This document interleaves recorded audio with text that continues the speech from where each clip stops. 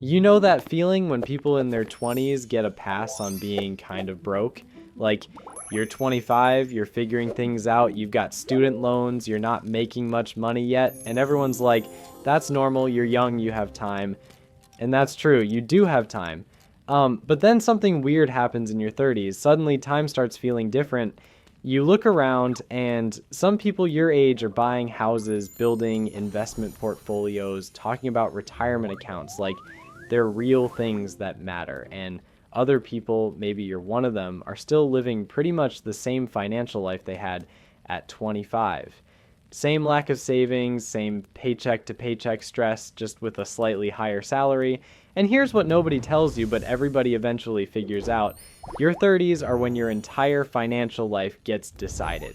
Not officially, not permanently, but practically. Okay, my name is Chris, and I spend way too much time thinking about money, financial psychology, and why some people seem to effortlessly build wealth while others stay stuck in the same financial patterns for decades. And what I've realized is that the decisions you make in your 30s or don't make create momentum that's almost impossible to reverse later.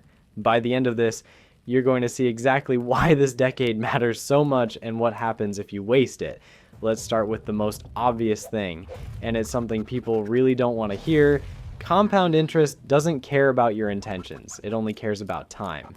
If you start investing at 30 versus 40, that 10-year difference isn't just 10 years of contributions. It's 10 years of those contributions growing, and then 10 more years of that growth growing, and then 10 more years of that compounded growth growing even more. The numbers get absurd really quickly. Let's say you invest $500 a month starting at age 30. By 65, with average market returns around 8%, you're looking at about $1.4 million. That same $500 a month, but you wait until 40 to start, you end up with around $600,000. You lost $800,000 by waiting 10 years. 800,000, and it gets worse if you wait even longer. Start at 50, you end up with around 250,000. The same monthly contribution, same rate of return, but because you waited, you lost over $1 million compared to starting at 30. That's not a typo, that's just math. That's compound interest being absolutely ruthless about time. And your 30s are the last decade where time is really on your side. You're still young enough that compound interest can do the heavy lifting, but if you waste your 30s, if you spend that decade telling yourself you'll start investing soon, or when you make more money, or after you pay off debt, you're not just losing 10 years. You're losing the most valuable 10 years your money will ever have. But it's not just about investing.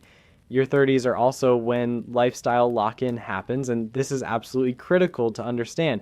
In your 20s, your life is flexible. You have roommates, you move around, you're figuring out your career, everything's temporary. But in your 30s, things start solidifying. You get a nicer apartment or buy a house, you upgrade your car, maybe you get married, have kids. You build a lifestyle that feels appropriate for your age and income level. And here's the problem. Once that lifestyle locks in, it's incredibly hard to scale it back down. Those expenses become your new baseline. That nice apartment, you can't imagine going back to something smaller. That car payment is just what cars cost now. If you lock in an expensive lifestyle in your 30s, you're committing to funding that lifestyle for decades. You're locking yourself into needing a certain income level just to maintain what you have.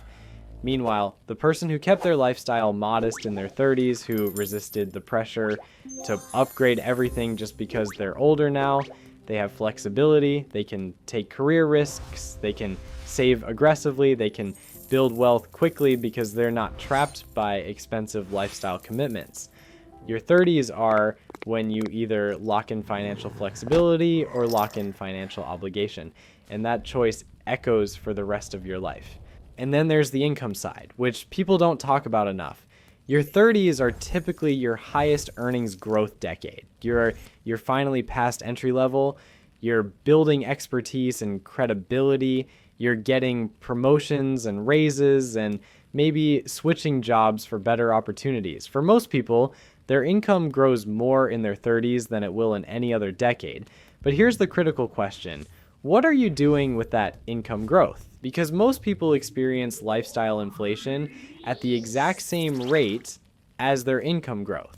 They make 20% more, they spend 20% more, they make 40% more, they spend 40% more, and at the end of the decade, they're making way more money than they did at 30, but their net worth barely changed because their lifestyle scaled up perfectly to match. Meanwhile, the person who builds wealth keeps their lifestyle relatively stable while their income grows. They're creating this expanding gap between what they earn and what they spend, and that gap is what builds wealth. Your 30s are when you have the income to actually build wealth quickly if you choose to, but most people don't choose to. They let lifestyle inflation eat every raise and promotion, and then they wonder why they're 45 with a good salary and no net worth. But here's the part that really gets me, the part that I think is most psychologically important. Your 30s are when you either prove to yourself that building wealth is possible, or you internalize the belief that it's not. It's like, if you get to 40 and you've been trying to build wealth for 10 years, but you still have nothing to show for it, something shifts in your mindset. You start thinking maybe you're just not good with money. Maybe wealth isn't for people like you. Maybe you'll just work until you're 70 and hope it works out.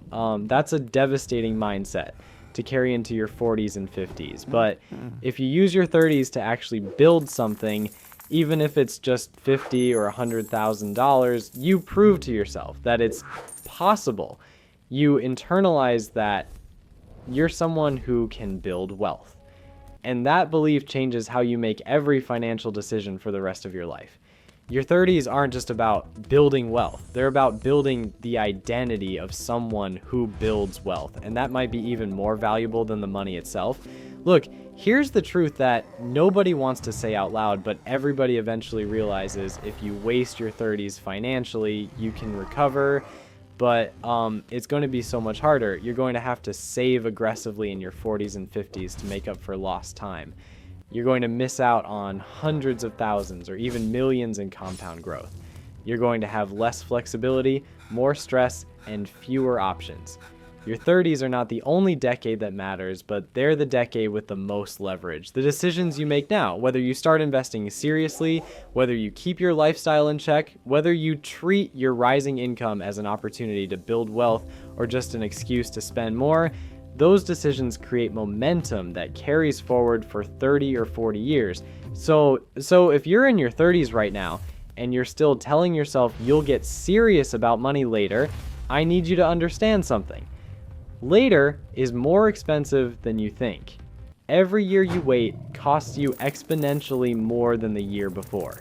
Your 30s decide your financial life not because it's impossible to change course later, but because it's so much easier to build wealth now than it ever will be again. Don't waste this decade because you only get one chance at it, and the cost of wasting it is higher than you can possibly imagine right now. If you're in your 30s and this just made everything click, do me a favor and hit that subscribe button. And if you want to know the single biggest mistake that's sabotaging your ability to build wealth right now, check out Stop Doing This if you want to build wealth faster. I'll see you in the next one.